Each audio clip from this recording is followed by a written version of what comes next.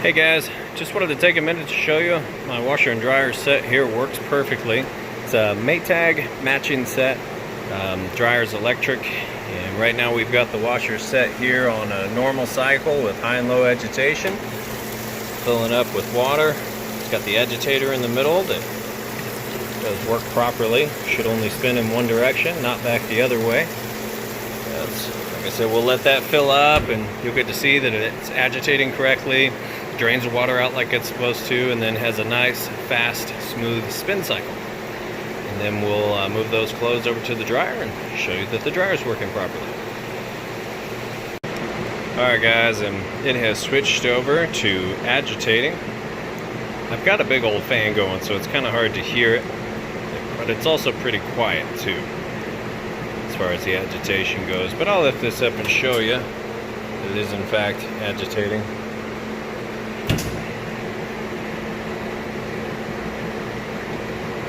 And you can hear that lid switch engaging there, shutting it down. That's your safety feature.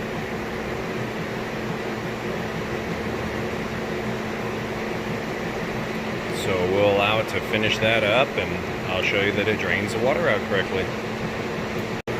Alright, and we just finished up the agitation, the wash cycle, and now it's draining. You hear it here. You can see it's draining nice and fast. If I lift the lid up, it'll interrupt the draining cycle because it'll drain without spinning. And then once it's got all the water out, it switches over and does a rinse spin. So really, you're not supposed to lift this up after you start the cycle. But this way you know that it is draining like it's supposed to. And next, so it's going to fill back up and rinse, and then next will be the final spin cycle.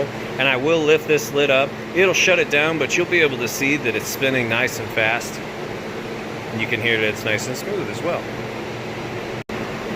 Alright guys, we're into that final spin cycle there. And sorry the video is kind of loud. I've got a fan going because it's really hot out here. Give this just a second to get to full speed.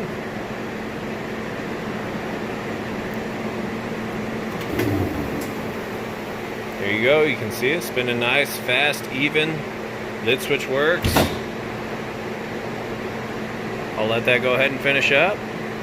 We'll move them over to the dryer. Alright guys, now I've got those clothes moved over. Actually, I already ran them through and dried them, but I turn it all back on. I want to show you that it is working properly here. So got it set to time dry, high heat, and then I'm going to show you with my temperature gun here, right in between those two red dots, you're going to get a surface temperature measurement, so about 86.4 Fahrenheit on top. Let's just shoot it on the floor so you can see kind of the difference there. Then we'll open this up. You can see lights working, all that's good. Plenty of heat coming out of the heating element tube there. I'll go ahead and take a picture of that for the ad.